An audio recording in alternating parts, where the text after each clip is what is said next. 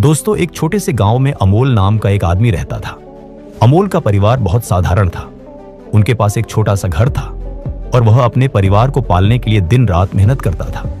भले ही अमोल का जीवन बहुत सादा था, लेकिन उसका दिल बहुत बड़ा था। वह हमेशा दूसरों की मदद करने के लिए तैयार रहता था। गांव में हर कोई उसकी ईमानदारी और दयालुता की तारीफ करता था। अमोल की आदत थी कि वह किसी भी जरूरतमंद की मदद जरूर करता था। खेतों में काम करते समय अगर कोई भूखा कुत्ता वहां आ जाता तो वह बिना कुछ सोचे समझे अपने टिफिन से उसे खाना खिला देता था। अगर कोई यात्री भूखा होता तो वह अपना खाना भी उसे दे देता था। उसकी पत्नी सुनीता इस बात से अक्सर परेशान रहती थी। वह कहती, तुम्हारे इस दान पुण्य के चक्कर में हमारा रसोई घर हमेशा खाली रहता है। तुम्हें थोड़ा अपने बारे में भी सोचना चाहिए। लेकिन अमोल मुस्कुराकर जवाब देता, सुनीता, भूखा पेट सबसे बड़ा दुश्मन होता है। अगर हम किसी की मदद कर सकते हैं तो हमें क्यों नहीं करनी चाहिए? भगवान सब कुछ देखता है। एक दिन दोपहर के समय जब अमोल घर पर आराम कर रहा था, तभी दरवाजे से एक बूढ़े साधु बाबा की आवाज आई। उनकी आवाज बहुत कमजोर थी, जैसे वे बहुत थके हुए और भूखे हों। सुनीता ने उनकी आवाज सुनी, खिड़की से झांका और बड़बड़ाते हुए बोली, लो, अब ये भी आ गए। लगता है आज फिर रसोई खाली हो जाएगी। अमोल ने उसकी बातों पर ध्यान नहीं दिया और दरवाजे की तरफ चल दिया। जब उसने दरवाजा खोला तो देखा कि साधु बाबा बहुत दुबले पतले और थके हुए थे। उनके कपड़े गंदे थे और चेहरा पसीने से लथपथ था।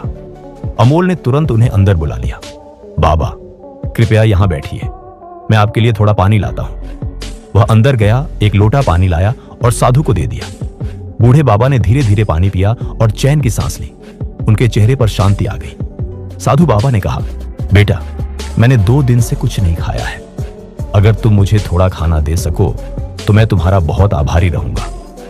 अमोल दौड़कर रसोई में गया, लेकिन वहां जाकर उसने देखा कि सिर्फ 2 रोटियां ही बची थीं, जो उसने खुद के दोपहर के खाने के लिए रखी थी।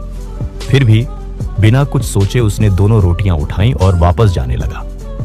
सुनीता ने उसे रोक लिया। उसने गुस्से में कहा, तुम यह क्या कर रहे हो? ये रोटियां तुम्हारे लिए हैं। अगर तुम ये भी दे दोगे तो तुम क्या खाओगे? ये साधु किसी और के घर भी जाकर मांग सकते हैं, लेकिन हम भीख मांगने कहां जाएंगे? अमोल ने उसकी बात ध्यान से सुनी और फिर प्यार से कहा, भूखा पेट किसी का इंतजार नहीं करता। इन बाबा ने 2 दिन से कुछ नहीं खाया है। अगर हम इन्हें खाना नहीं देंगे तो इनका क्या होगा? हमारे लिए भगवान कोई ना कोई इंतजाम कर ही देगा। सुनीता की आवाज तेज थी और साधु बाबा ने सब कुछ सुन लिया था, लेकिन वे शांति से बैठे इंतजार करते रहे। अमोल ने अपनी पत्नी के गुस्से पर ध्यान नहीं दिया। वह साधु बाबा के पास गया और रोटियां उनके सामने रख दी। बाबा, कृपया इसे खाइए, हमारे घर में अभी यही सबसे अच्छा भोजन है। साधु बाबा ने कुछ नहीं कहा। वे इतने भूखे थे कि उन्होंने चुपचाप खाना खा लिया। फिर उन्होंने पानी पिया और शांति से बैठ गए। कुछ देर बाद जब साधु बाबा जाने के लिए उठे तो उन्होंने अमोल को अपने पास बुलाया। उन्होंने अपने झोले से एक चमकता हुआ सोने का कटोरा निकाला और अमोल को दे दिया। अमोल हैरान रह गया। बाबा, मैं यह नहीं ले सकता, यह आपका है। साधु बाबा मुस्कुराए और बोले, बेटा, इसे रख लो। पिछले हफ्ते एक राजा ने मुझे यह कटोरा दान में दिया था, लेकिन मेरे लिए इसका कोई काम नहीं है। मैं किसी ऐसे इंसान की तलाश में था जो इसके लायक हो, और आज मुझे तुम मिल गए। उन्होंने आगे कहा, यह तुम्हारे अच्छे कर्मों का फल है। हमेशा याद रखना, कर्म ही सच्चा धर्म है। तुमने बिना किसी स्वार्थ के मेरी मदद की। अच्छे काम करते रहो। जब सही समय आता है तो भगवान हमें हमेशा इनाम देता है। तुम्हारी दया और अच्छे काम न सिर्फ तुम्हें बल्कि तुम्हारे परिवार को भी शांति और खुशी देंगे। इस कटोरे को अपने पास रखो और इसे समझदारी से इस्तेमाल करना, लेकिन इसकी वजह से अपनी अच्छाई को कभी बदलने मत देना। यह कटोरा सिर्फ एक निशानी है जो यह याद दिलाएगा कि भगवान अच्छे कर्मों की कद्र करता है। यह कहकर साधु बाबा वहां से चले गए। अमोल उस कटोरे को हाथ में लिए उन्हें जाते हुए देखता रहा।